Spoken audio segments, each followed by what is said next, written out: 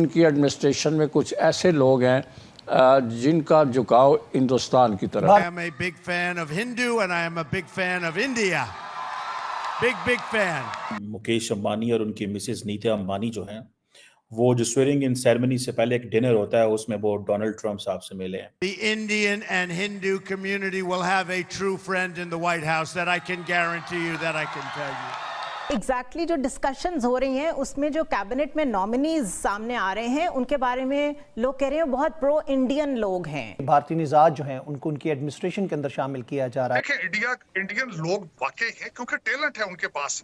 वहाँ तालीम पे तवज्जो दी जाती है। उनका सबसे बड़ा weapon Indian institute of management versus आप देखें कि हमारी तरफ तालीम 3 करोड़ बच्चा स्कूलों में नहीं जा रहा, हमारी तवज्जो उस तरफ नहीं है। आपको क्या खतरात या खदशात नजर आ रहे हैं इस हवाले से? इलॉन मस्क ने Indian business leaders, Indian youth business leaders को इनवाइट किया, होस्ट किया अपने स्टार बेस फैसिलिटी टेक्सास पर। मतलब कि ऑफिशियली पाकिस्तान को कोई इनविटेशन नहीं आया, हुकूमती सतह पर कोई इनविटेशन नहीं आया और वो एंटी पाकिस्तान है।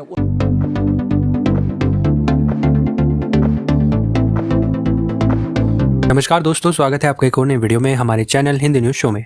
दोस्तों, अमेरिका में एक बार फिर डोनाल्ड ट्रंप का शासन शुरू हो गया।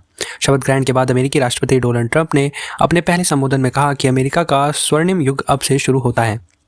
राष्ट्रपति ट्रंप ने कहा, मैं अमेरिका को सर्वोपरि रखूंगा। राष्ट्रपति ट्रंप ने हत्या प्रयासों का जिक्र करते हुए कहा, ईश्वर ने उन्हें अमेरिका को फिर से महान बनाने के लिए जीवन दान दिया है।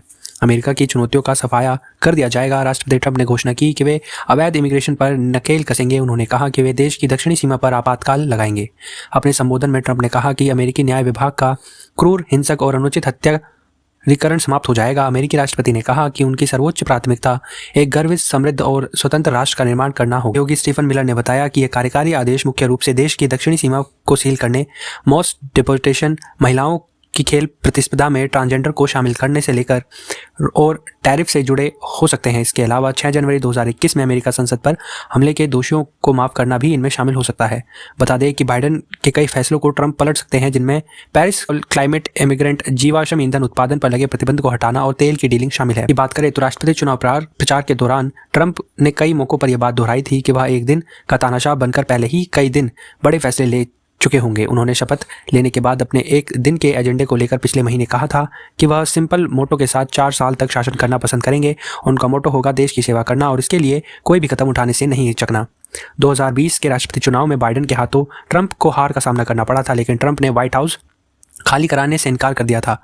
साथ ही सत्ता हस्तांतरण से भी इनकार किया था, लेकिन दबाव बढ़ने के बाद ट्रंप ने अपने समर्थक की एक रैली बुलाई थी और इस रैली में उन्होंने कैपिटल हिल यानी अमेरिकी संसद पर हमला करने का उकसावा भी किया था।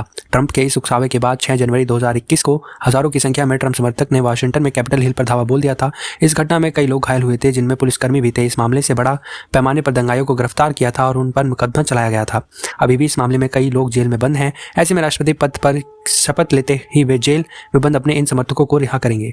डोनाल्ड ट्रंप का पूरा राजनीतिक करियर अमेरिका में अवैध तरीके से रह रहे प्रवासियों को रोकने से जुड़ा है। वे अमेरिका में इमिग्रेशन के सख्त खिलाफ हैं। 2016 में राष्ट्रपति बनने के बाद उन्होंने मैक्सिको और अमेरिका की सीमा पर बाकायदा एक दीवार तैयार करवाई थी ताकि मैक्सिको से बड़ी संख्या में दाखिल होने वाले लोगों को रोका जा सके। ट्रंप ने पेंसिल्वेनिया में अपने एक चुनावी रैली में कहा था कि वह ट्रंप राष्ट्रपति बनने के बाद इतिहास का सबसे बड़ा एंटी इमिग्रेंट प्रोग्राम शुरू करेंगे, जिसमें अवैध तरीके से अमेरिका में प्रवेश करने वालों को रोका जाएगा। साथ ही जो इमिग्रेंट अवैध तरीके से अमेरिका में रह रहे हैं उन्हें डिपोर्टेशन की मुहिम में शामिल किया जाएगा। इसके तहत लाखों अवैध प्रवासियों को डिपोर्ट किया जाएगा। डोनाल्ड ट्रंप शायद अमेरिका राजनीति के इतिहास के ऐसे पहले राष्ट्रपति होंगे जो आपराधिक मामलों के दोषी करार दिए जा चुके हैं और इसके बाद राष्ट्रपति चुने गए हैं। लेकिन जैसे ही ट्रंप आधिकारिक तौर पर व्हाइट हाउस पहुंचेंगे तो न्याय विभाग की पॉलिसी के तहत स्पेशल काउंसलिंग के ऑफिस को उन्हें खिलाफ कार्रवाई करने से रोक दिया जाएगा। ट्रंप के खिलाफ क्लासिफाइड डॉक्यूमेंट्स को अपने पास रखने और 2020 के चुनाव में गड़बड़ी करने का प्रयास करने के मामले चल रहे हैं। इस बात की संभावना जताई गई है कि अटॉर्नी जनरल इन आरोपों को वापस ले लेंगे। धन्यवाद दोस्तों, आज का वीडियो अगली बार फिर मिलते हैं वीडियो के साथ। बने हमारे साथ, चैनल को लाइक शेयर सब्सक्राइब कीजिए। धन्यवाद। जय हिंद, जय भारत, जय श्री राम।